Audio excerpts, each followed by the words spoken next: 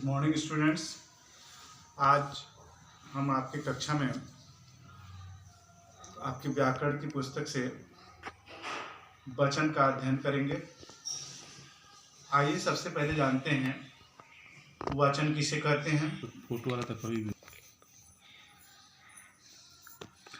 शब्द के वचन किसे कहते हैं? शब्द के जिस रूप से उसके एक अथवा अनेक होने का बोध हो उसे वचन कहते हैं। अब जैसा कि आपने जाना, जिन शब्दों से हमें किसी भी व्यक्ति वस्तु के एक या एक से अधिक होने का बोध हो उससे बच्चों हम क्या कहेंगे? वचन कहेंगे।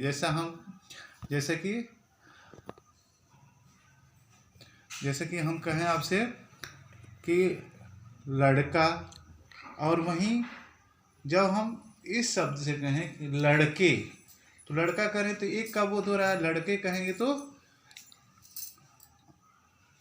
एक से अधिक लड़कों का बोध हो रहा है। जैसे आपके पुस्तक में उदाहरण दिया है, लड़की पढ़ रही है, बकरी चर रही है। जैसे ही हम ऐसे कहेंगे कि लड़कियां पढ़ रही हैं, लड़कियां पढ़ रही हैं तो एक से अधिक पढ़ रही हैं। बकरियां घास खा रही हैं तो एक से अधिक बकरियां घास खा रही हैं। इस प्रकार आपने देखा कि एक वचन और बहुवचन में के प्रयोग में प्रायः हम जब कहीं किसी एक व्यक्ति वस्तु आदि का बोध कराना हो तो हम एक वचन का प्रयोग करते हैं। एक से अधिक व्यक्तियों और वस्तुओं के लिए जिन शब्दों का प्रयोग होता है वहाँ बहुवचन होता है। आइए अब हम जानते हैं कि वचन के कितने भेद होते हैं। तो हिंदी में वचन के दो भेद होते हैं, एक वचन और बहुवचन। जैसा आप देखें दिया है, एक वचन में जब हम घड़ा कहेंगे और वहीं एक से अधिक जब घड़ा हो तो हम उसे घड़े बोलेंगे।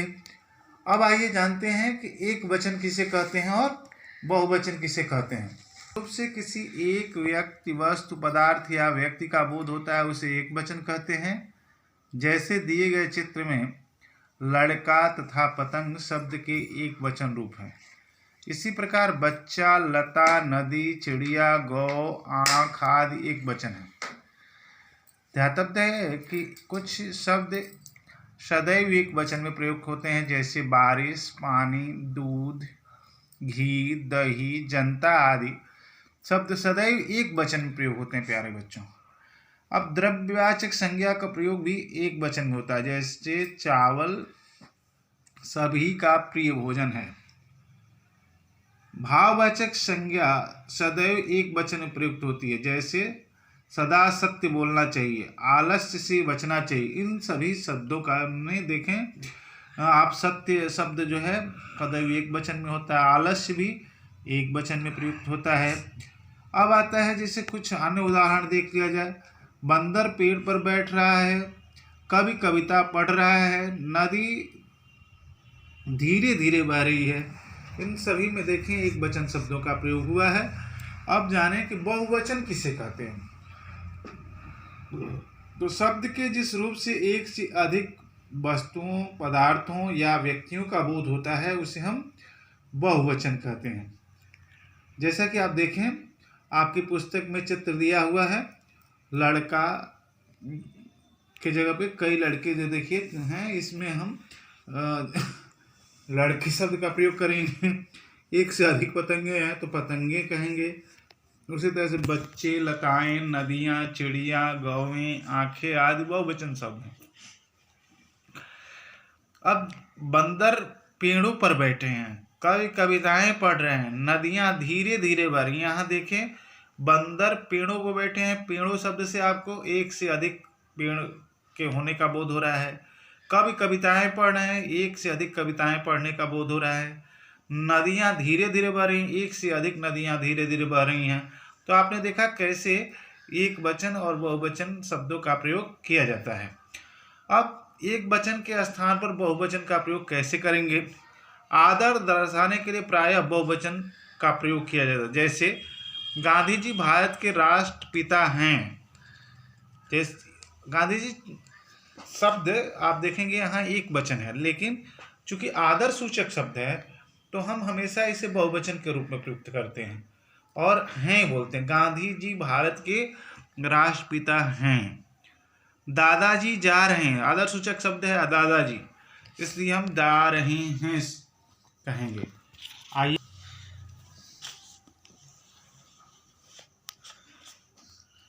अपने को बड़ा दर्शाने के लिए कुछ लोग मैं के स्थान पर हम का प्रयोग करते हैं। जैसे मालिक ने नौकर से कहा हम बाहर जा रहे हैं। तू एक वचन शब्द है जिसका बहुवचन में तुम, आजकल एक वचन के लिए तुम का प्रयोग किया जाता है। जैसे मित्र तू कब आया के स्थान पर मित्र तुम कब आए प्रयोग किया जाता है।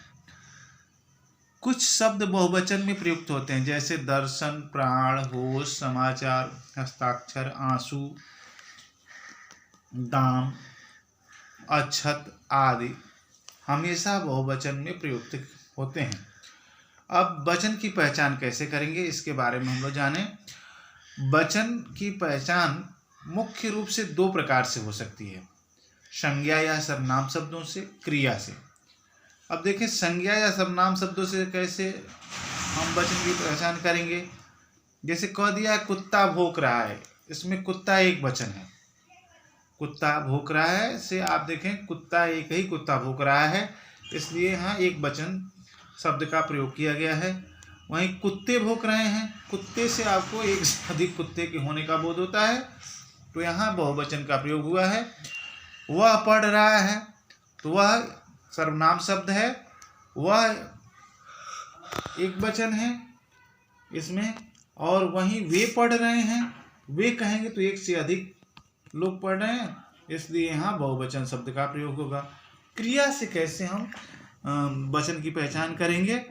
जैसे हम कहते हैं हाथी पानी पी रहा है, तो हाथी पानी पी रहा है, तो एक पानी पी रहा है से आपको प्रतीत होता है कि एक ही हाथी पानी पी रहा है, इसलिए एक वचन का प्रयोग हुआ है। हाथी पानी पी रहे हैं, जैसे ही देखिए क्रिया में रहे हैं शब्द आया, तो यहाँ बहुवचन का बोध हो रहा है। अब हाथी पानी पी रहा है, यहाँ एक वचन पी रहा है, और पी रहे हैं में देखे दोनों में अंतर है। पी रहे हैं जब कहेंगे तो वहाँ बहुवचन होगा, पी रहा है कहेंगे तो वहाँ एक वचन होगा। बालक सो रहा है तो एक वचन हो गया। अब बालक सो रहे हैं तो यहाँ बहुवचन शब्द का प्रयोग होगा। आइए अब जानते हैं कि वचन का परिवर्तन कैसे करते हैं। तो प्रायः आकारांत शब्दों के अंत में अ के स्थान पर ए कर देने से बहुवचन बन जाते हैं। जैसे अ के स्थान पर एक होता है, इसके बारे में जानें। जैसे आँख का आँखें हो जाएगा, पुस्तक का पुस्तकें हो जाएगा, गाय का गायें हो जाएगा, रात का रातें हो जाएगा, बहन का बहनें हो जाएगा, भैंस का भैंसे हो जाएगा। आकारांत पुल्लिंग शब्दों के अंत में आ के स्थान पर ए कर देने से बहुवचन बन जाते हैं। जैसे कपड़ा का कपड़े हो जाएगा, कुत्ता का कुत्ते हो जाएगा, बेटा। एक बार पुनः जान लें, जैसे हम कहें कपड़ा का कपड़े, कुत्ता का कुत्ते, बेटा का बेटे। वहीं गधा कहेंगे तो गधे उसे बहुवचन के रूप में कहेंगे। दूसरा शब्द है घोड़ा, एक वचन है और उसका बहुवचन बनाएंगे तो घोड़े हो जाएगा। कौवा एक वचन है, बहुवचन बनाएंगे तो कौवे हो जाएगा। लड़का एक वचन है और बहुवचन बनाएंगे तो लड़के हो जाएगा। बच्चा एक वचन है और बहुवचन बनाएंगे तो देखें बच्चे हो जाएगा।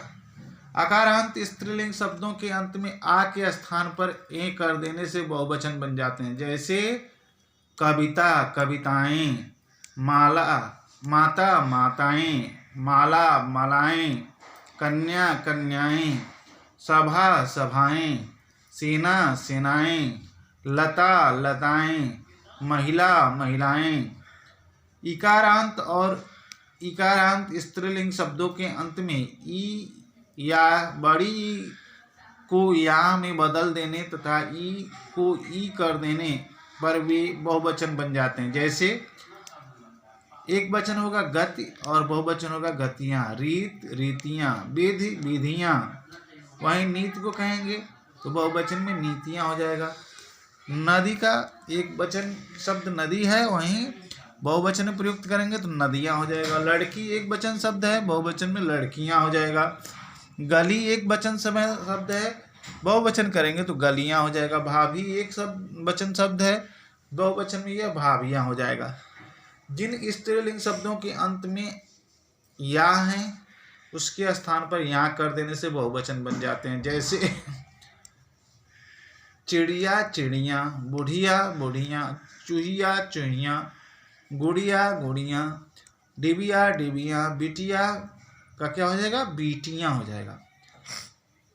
अब देखें, जिन स्त्रीलिंग शब्दों के अंत में छोटा ऊ, बड़ा ऊ या औ होता है उनमें ए जोड़कर बहुवचन बनाया जाता है तथा बड़ा ऊ का ऊ कर दिया जाता है। जैसे एक वचन शब्द है गौ, बहुवचन हो जाएगा गौवें। वस्तु बहुवचन हो जाएगा वस्तुएं। एक वचन शब्द है वधु और बहुवचन शब्द हो जाएगा वधुएं। एक वचन शब्द है धेनु और बहुवचन शब्द हो जाएगा धेनुएं। अब देखें, वृंद, वर्ग, जन, लोग, गण आदि शब्द जोड़कर भी बहुवचन बनाए जाते हैं। जैसे एक वचन में हम कहेंगे नेता और वहीं बहुवचन का नेता को कैसे कहेंगे, नेतागण कहेंगे।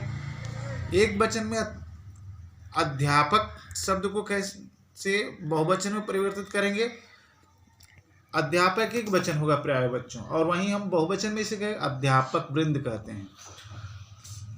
आप, और वहीं बहुवचन में आपको कैसे कहेंगे, आप लोग कहते हैं प्यारे बच्चों। अब हम जैसे कहते हैं मजदूर, और मजदूर को बहुवचन में कहेंगे मजदूर वर्ग कहते हैं। गुरु एक वचन शब्द में प्रयुक्त होता है, वहीं जब बहुवचन में कई गुरुओं को संबोधित करना हो तो गुरुजन कहते हैं। प्यारे बच्चों, विद्यार्थी एक वचन शब्द है, वहीं से बहुवचन में कैसे प्रयुक्त करते हैं, विद्यार्थी गण कहा जाता है। अब आप देखें, आपकी पुस्तक में दिया है कि ध्यान देने वाली बात है, ध्यातव्य है कि संबंध सूचक संज्ञाओं का वचन कुछ संबंध सूचक संज्ञाएं दोनों वचनों में समान रहती हैं। जैसे नाना, मामा, दादा, चाचा, काका आदि प्राय दोनों वचनों में समान रूप से प्रयुक्त की जाती हैं।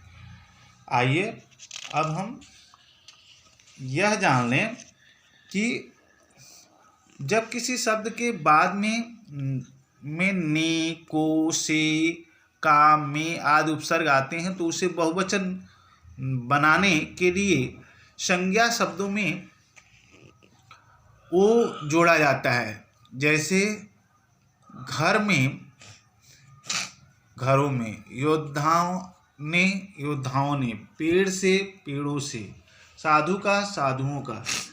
जिन संज्ञा शब्दों के अंत में अ, ओ, उ होता है उसे अ बिना किसी परिवर्तन में जुड़ जाता है। जैसे नगर में, नगरों में, गौ, गाँवों को, माता को, माताओं को आदि शब्द का प्रयोग किया जाता है। इस प्रकार